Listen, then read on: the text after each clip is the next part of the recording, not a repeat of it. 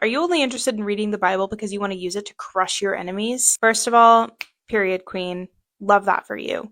My name is Maddie Mae Modal. I'm a Bible scholar specializing in gender and sexuality in the New Testament. And this is part 3 of a series where I'm answering the question, if I want to read the Bible, where do I even start? In part 1, I talked about the fact that you shouldn't even begin to read the Bible before you determine what you want to get out of it. So in part 1, we looked at studying the Bible academically and intellectually. In part 2, we looked at engaging with Bible as a spiritual, devotional practice. And now we're in part 3, which means we're going to look at how to approach the Bible if we want to challenge it. This is specifically for my girlies who want to read the Bible because they hate the way that it's been used to oppress and marginalize. The way that I see it, there's multiple ways to approach this. One of the options is studying the Bible academically, intellectually, so that you can completely break it down and use their own language while you do it. Because I'm a Bible scholar, that's mostly what you see in my videos. Maybe you're of the really valid opinion that you don't want to have to speak in their language. You might be thinking, hey, the Bible wasn't written by people like me, and it definitely wasn't written for people like me. So why should I have to play by their rules? And to that I say absolutely. And this is where we're going to need the help of people who do not look like me.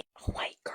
We're going to need to seek the guidance of marginalized and oppressed voices, and we're going to follow their lead when reading the Bible and prioritize their experience. And the people who are doing the best work in this area are liberation theologians. Liberation theology is an approach to reading the Bible that intentionally and explicitly centers the experience of the oppressed. Its purpose is often to connect faith with justice, especially for the poor, marginalized, and colonized. Liberation theology prioritizes revealing a God who always sides with the oppressed, not the oppressors, and to use theology as a tool for social, political, and spiritual liberation. Okay, so how is this different than studying the Bible to look at its historical and cultural context? It's not as different as it seems, but the historical cultural method asks, what did the original author mean by this, and what would the original audience have understood about it? The liberation theology approach would say, where can I find my experience represented in Scripture, and how can I relate to that on a spiritual level in a way that promotes intentional and explicit justice for that community? Now listen, because this is a 3-minute video, I'm presenting this as very black and white. It is not. There's a lot of fluid overlap between these two methods. But if you're looking for an approach to the Bible that purposefully sides with the oppressed, no matter what the original intent might have been, and you're not willing to mince words or humor anyone by using quote-unquote legitimate approaches to Scripture,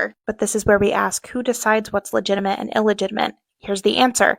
A white man. Then this approach is going to be for you. Here are some authors that you definitely need to check out as a Liberation Theology 101. Liberation theologians see Scripture as a story of resistance and liberation, centering God's solidarity with the poor, the colonized, and the marginalized. In doing so, they remind us that theology is never neutral, and it's always political, that salvation must be as much about freedom here and now as it is about the life to come. So if you want to read the Bible, either to study it, engage with it, or challenge it, that's where I'd start. Thanks for hanging out, guys.